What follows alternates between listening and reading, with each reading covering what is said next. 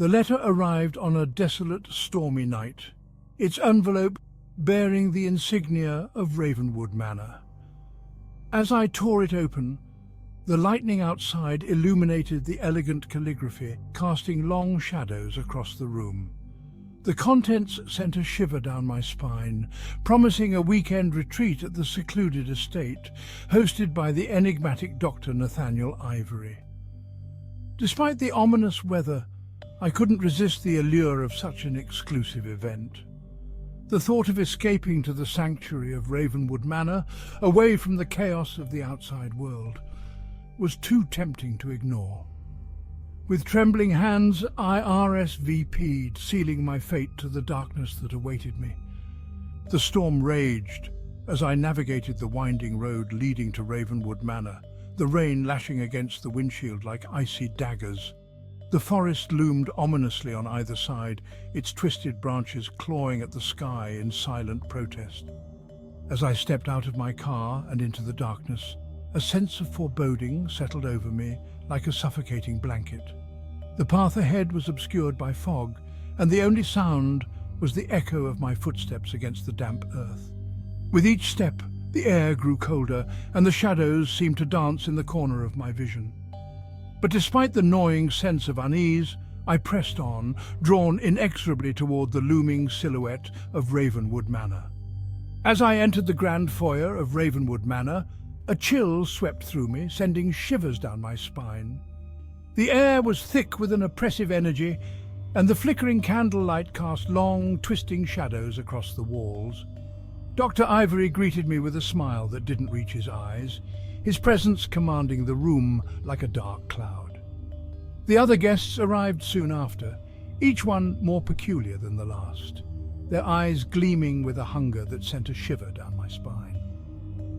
As we exchanged pleasantries over dinner, the atmosphere grew tense, and I couldn't shake the feeling that we were being watched.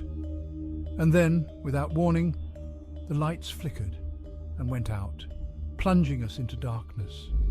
In the darkness, panic spread like wildfire, and the sound of frantic footsteps echoed through the halls.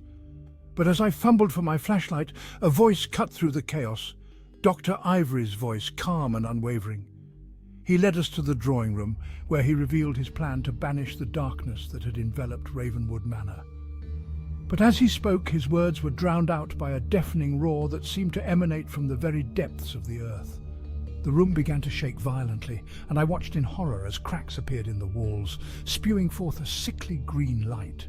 And then, with a deafening crash, the floor collapsed beneath us, sending us tumbling into the darkness below. As I regained consciousness, I found myself lying amidst the rubble of the drawing room, my head spinning and my body battered and bruised. The air was thick with dust, and the acrid smell of smoke filled my nostrils. As I struggled to my feet, I realized that I was alone, the other guests nowhere to be found. And then, from the shadows, emerged a figure, Dr. Ivory, his eyes gleaming with a malevolent light. With a sinking feeling in my gut, I realized that I had fallen into a trap, one from which there was no escape. The darkness that had consumed Ravenwood Manor was now consuming me, its tendrils wrapping around my soul like icy chains. As I stood amidst the rubble, the weight of despair pressed upon me, threatening to crush my spirit beneath its relentless force. The darkness that had engulfed Ravenwood Manor seemed to seep into my very soul, staining it with a malevolent taint that I feared I could never shake off. And as I gazed into the abyss, I knew that I was doomed to become just another echo of the forgotten, lost to the darkness that lurked within the heart of Ravenwood Manor. With each passing moment, the realization of my dire situation dawned upon me like a cold, unforgiving truth. I was trapped within the bowels of this monstrous place, ensnared in a web of deceit and treachery spun by Dr. Ivory himself. As the shadows seemed to coil around me, wrapping around my limbs with a sinister intent, I realized that I was alone. The other guests were nowhere to be found. And then from the shadows emerged a figure, Dr. Ivory, his eyes gleaming with a malevolent light. That sent a chill down my spine. "You were foolish to come here," his voice echoed in the chamber, each word dripping with venom. "But now that you're here, there's no escaping the darkness. His words hung in the air like a death knell, sealing my fate to the abyss that awaited me.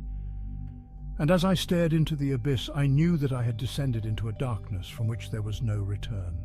Ignoring his taunts, I darted forward, ducking beneath his outstretched arm and sprinting towards the nearest exit. The air was thick with the stench of smoke and decay, and the sound of my pounding footsteps echoed through the halls like a drumbeat of impending doom.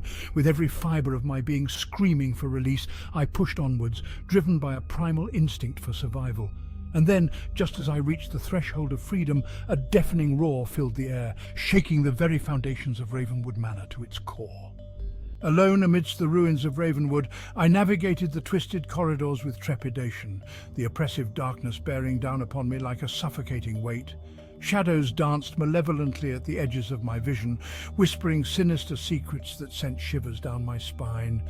With each step the air grew colder, as if the very walls of the mansion were alive with a malevolent energy, feeding off the fear that pulsed through me like a heartbeat. Dr. Ivory's warning echoed in my mind, a grim reminder of the darkness that lurked within these cursed halls. As I delved deeper into the heart of the mansion, I stumbled upon a hidden chamber concealed beneath layers of decay and despair.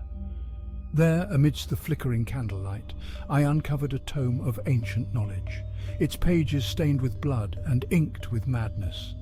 With trembling hands, I deciphered its cryptic script, each word a whispered curse that threatened to unravel the fabric of reality itself. And as I read, the true nature of Ravenwood Manor's darkness began to reveal itself, a harbinger of an even greater evil yet to come. Armed with newfound knowledge, I ventured further into the abyss, the walls closing in around me like the jaws of some unseen predator. The air grew thick with the stench of decay, and the shadows seemed to writhe and twist with a life of their own, hungering for the light that dared to pierce their domain. But with each step, I felt the darkness pulling me deeper into its grasp, whispering promises of power and glory that tempted me to surrender to its seductive embrace. And yet, somewhere deep within, a spark of defiance burned bright, refusing to be extinguished by the shadows that threatened to consume me whole. As I reached the heart of the mansion, I beheld the true source of Ravenwood Manor's darkness, a malevolent force that pulsed with a sinister energy, its very presence an affront to all that was good and pure in the world. And as I prepared to confront this ancient evil, I felt a chill run down my spine, for I knew that its awakening heralded a darkness far greater than any I had ever faced before. In the depths of the manor, a symphony of shadows played, foretelling the coming of a storm that would engulf the world in darkness. And I alone stood against it,